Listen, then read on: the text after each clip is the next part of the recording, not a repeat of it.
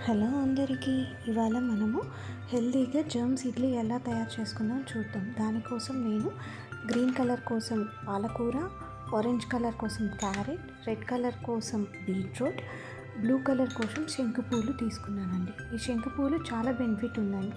Brown colour కోసం రాగి పిండి తీసుకున్నాను. సో ఇవన్నీ మనము ప్యూరీ చేసుకొని ఇడ్లీ పిండిలో కలుపుకొని మనం చిన్న చిన్న ఇడ్లీలు చేసుకుందాం. సో ముందుగా దానికి కావాల్సిన బటన్ ఇడ్లీ ప్లేట్ని తీసుకొని దానికి ఫస్ట్ నెయ్యి అప్లై చేసుకోవాలి.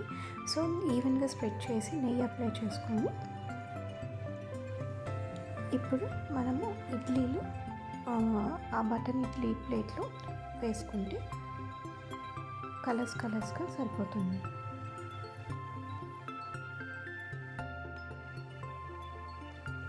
రోజు రొటీన్గా ఒకేలాగా కాకుండా ఇలాగ వెరైటీగా పిల్లలకి చేసి పెడితే హెల్దీ ప్లస్ కలర్ఫుల్గా వాళ్ళకి బ్రేక్ఫాస్ట్ నచ్చుతుందండి.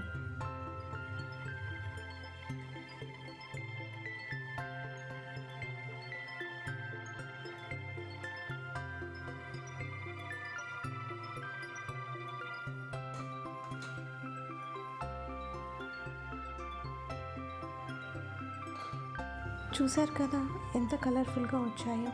అన్నీ మనం హెల్తీ ఇంగ్రీడియంట్సే వేసామండి. పాలకూర, క్యారెట్, బీట్రూట్, రాగిపిండి, శంకుపూలు కూడా చాలా మంచిదండి హెల్తీకి. సో వీటితో మనము పిల్లలకి ఇలా చేసి పెట్టడం వల్ల హెల్తీగా ఉంటుంది. పిల్లలనే కాదండి, మనం కూడా పెద్దవాళ్ళు కూడా తినచ్చు. సో చూసారు కదా, ఈ రెసిపీ మీకు నచ్చినట్లయితే లైక్ చేయండి, షేర్ చేయండి, సబ్స్క్రైబ్ చేయండి. ఇంకొక హెల్తీ రెసిపీతో మళ్ళీ కలుద్దాం.